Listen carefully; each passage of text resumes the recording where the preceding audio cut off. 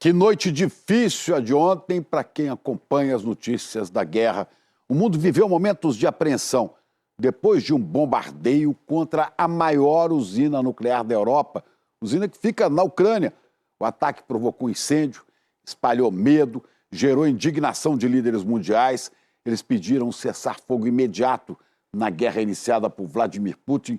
E é por isso que a gente fala agora em Londres com a Cecília Malan, que vai nos trazer a situação deste momento na usina de Zaporizhia. Bom dia, Cecília.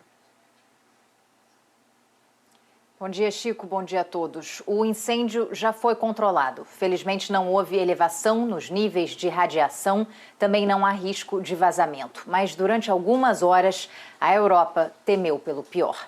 O bombardeio ocorreu em meio a uma batalha entre russos e ucranianos pelo controle da usina de Zaporizhia, que fica no sul do país. Por volta de 2 da manhã, hora local, um prédio de 5 andares, usado para o treinamento de funcionários, foi atingido dentro do complexo da usina.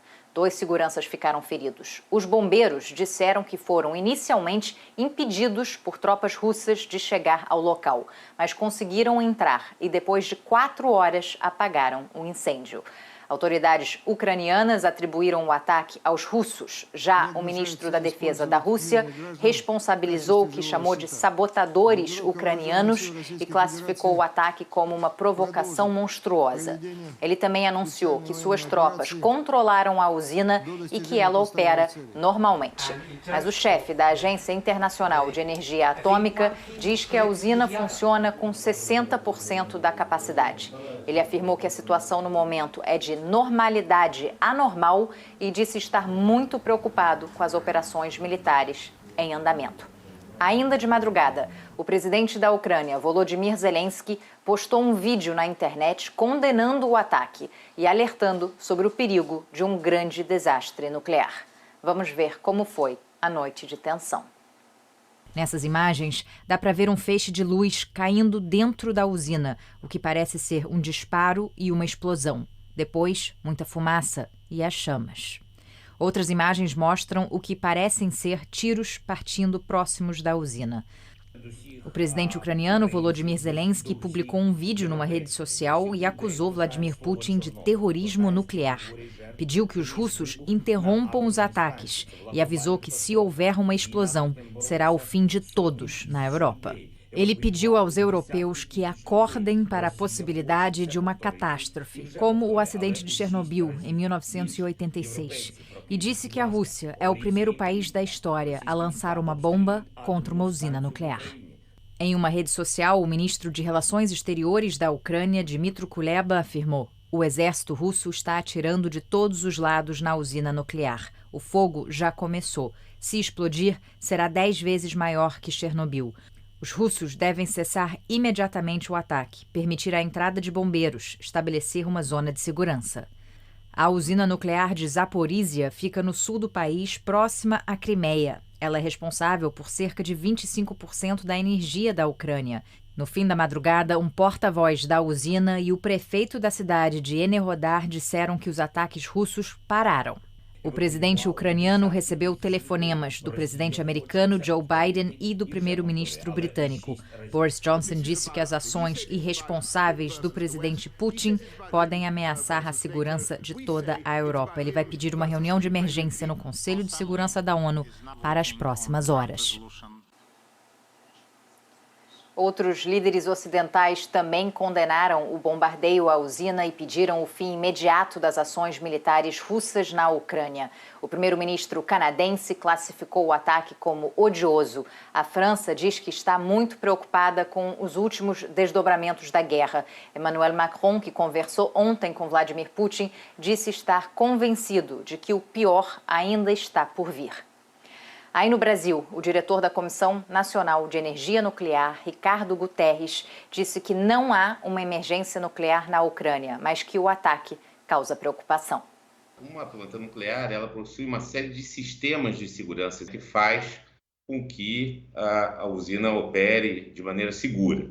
O que ocorreu foi um ataque a um dos prédios da central, mas nesse prédio não está abrigado nenhum desses sistemas críticos para a segurança. A partir desses dos eventos que ocorrem, são tomadas uma série de atitudes, como, por exemplo, o desligamento dos reatores, que buscam a manutenção dos níveis de segurança da instalação. Nós não entramos numa situação de emergência, mas, de fato, há uma situação que é difícil de lidar, né? E que já significa, que já representa um desafio à segurança da usina.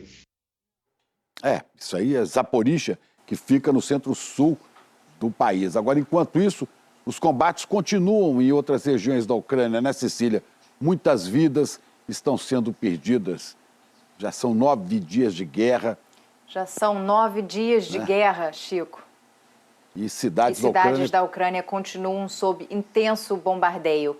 Só em Mariupol, no sul do país, o prefeito diz que centenas de pessoas morreram nos ataques russos. A importante cidade portuária de quase 500 mil de habitantes está sem água, sem luz e sem aquecimento em pleno inverno. Para vocês terem uma ideia, a temperatura mínima em Mariupol chegou hoje a 0 grau. Em Chernihiv, no norte, o número de mortos no bombardeio de ontem subiu para 47. Socorristas tiveram que interromper o trabalho de resgate por causa dos ataques aéreos russos. Já a capital, Kiev, vive dias de enorme tensão por causa da ameaça de uma invasão iminente. Os russos atacam a Ucrânia em 3 frentes: sul, leste e norte.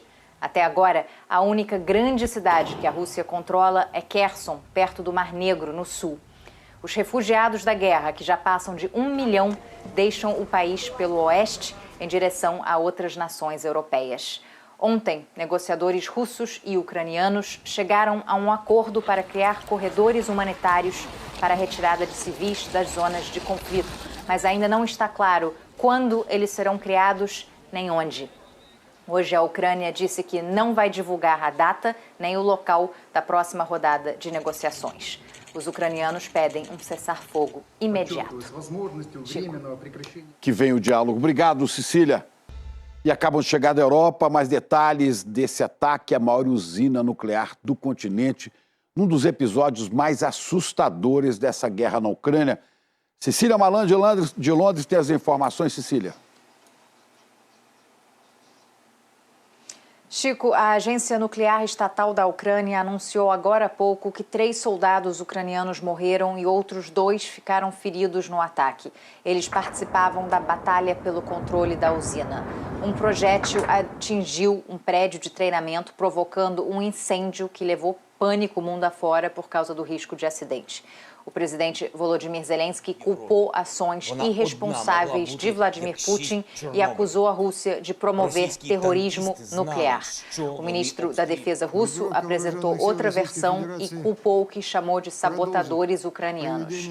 O incêndio foi controlado e, segundo a Agência Internacional de Energia Atômica, não há risco de vazamento no momento em Zaporizhzhia, que agora está sob controle dos russos. Mas o ministro do Exterior ucraniano diz que ainda há risco de liberação de material nuclear e pediu uma ação decisiva da comunidade internacional.